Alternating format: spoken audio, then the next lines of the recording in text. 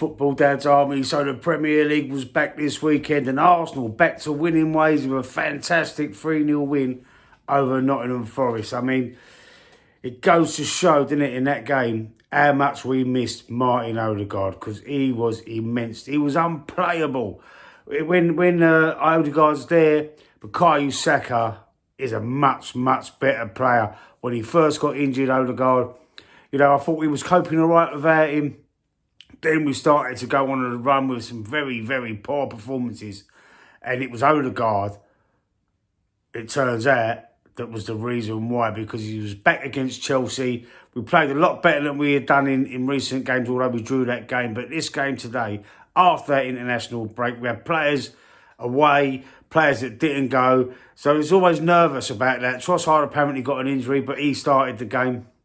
So it wasn't too bad. It was only a dead leg when he played for Belgium. But anyway, the team come back, and they come back with a vengeance. And the football that they was playing was going back to how it was towards the end of last season, when we went on that run after Dubai, when it was attacking, it was brilliant, it was controlled, and it was the togetherness of the team in that game. I mean, it hasn't given me all my confidence back. I know it's just one game. We was at home. It was against Forest. Forest were in good form, mind. They're no mugs. They was in good form. But people were going to say, well, it was only Forest. All right, I could take that argument, but still, the performances of late have been terrible. And this bounce back, I mean, it really cheered me up, because I've been in the doldrums. I've been thinking that we ain't good enough. We've lost the plot. Arteta's lost the plot. He don't know what he's doing. He ain't got no plan B. He can't. He's lost the dressing room. He can't get the players up for it. He can't get them playing. But yesterday, I'm telling you, I was so pleased. We needed this as a fan base. We needed to see us come back and bounce back. So the run, we've got to go on a run. I've said that before. We've got to go on an unbeaten run, get back into this title race. Liverpool playing later on today. I mean, they've got Southampton, so I expect them to beat Southampton and get 3 points and continue to be 9 points in front of us. But Man City as well. Man City have lost their game. I'm going to talk about that again in a second, but the point of what I'm saying now is that I'm over the moon, mate. I'm over the moon. I'm cheered right up, and the goals that we scored, every one of them was beautiful. Saka's beautiful goal as he cut in from the right, a little disguised flick through ball from Odegaard, who played a few of them during the game.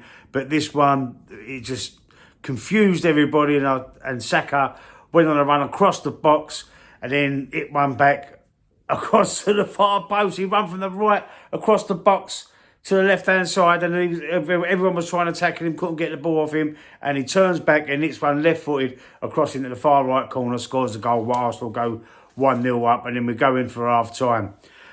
Thomas Partey comes on for Jorginho. I'm surprised Jorginho started that game, but, Thomas Partey comes on for Jorginho in that second half as we come out for the second half. 10 minutes later, he scores another one, the goal with, another pass from Odegaard, confounding the Nottingham Forest defence and leaving a big gap for Partey to run onto and hit a strike, 25-yarder, brilliant goal, 2-0 up. And then the last 10 minutes of the game, Odegaard and Saka go off for Sterling, and Ethan Nwaneri, a new star boy. This boy's got bags of potential, and he showed it as soon as he come on that pitch. He was making runs. He had a couple of shots, and then he does eventually score one towards the end of the game, was assisted by Sterling. Sterling cuts one back across the box from the right-hand side, and Nwaneri runs onto it, picks his point and scores a lovely goal. 17 years old.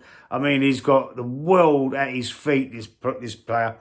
And it's about time that we start to use him a bit more, integrate him a bit more in the team. I mean, I did do my match selection, my prediction, what I'd pick, and I picked him to start with Odegaard in the team as well, but Odegaard playing more of an 8 instead of the 10. But Odegaard, we need him in that 10, man, on that right-hand side with Saka.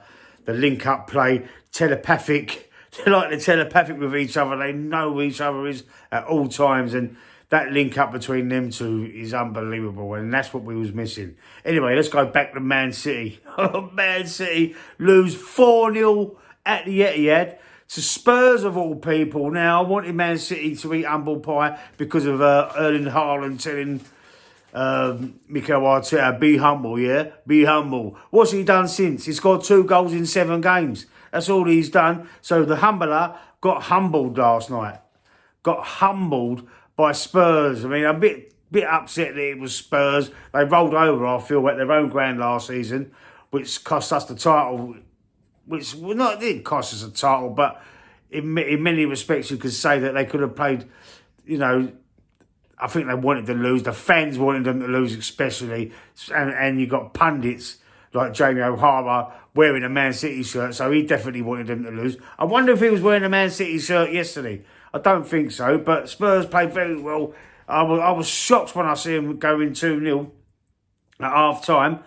Was it 2-0 after? Anyway, when I first saw it, I thought, fuck me, they're losing to Spurs 2-0, and then it went up 4. Unbelievable result, and Man City have lost 5 on a row. Now, let's see if all the pundits and all the media get on them. Get on them and start saying, I haven't seen it yet, but start saying they've lost the plot. You know, they're in a crisis. I haven't seen nothing like that yet. Anyway, let me know what you think of the result. Let me know what you think of Man City's situation. Pep also just signed a 2-year extension. So it's supposed to like give him a little bit more stability, I suppose, because he's in his last year. But it's had an adverse effect. It's had an adverse effect, and I am over the moon anyway. So listen, stick a like on the video, put your comments in there, and subscribe to the channel if you haven't already. And do me a favour as well, if you can, those of you that are subscribed, share the content around, let other people see it, so I can grow the channel up nice and easy. It's growing slowly, but I'm getting there. Share the content around for me as well. Cheers.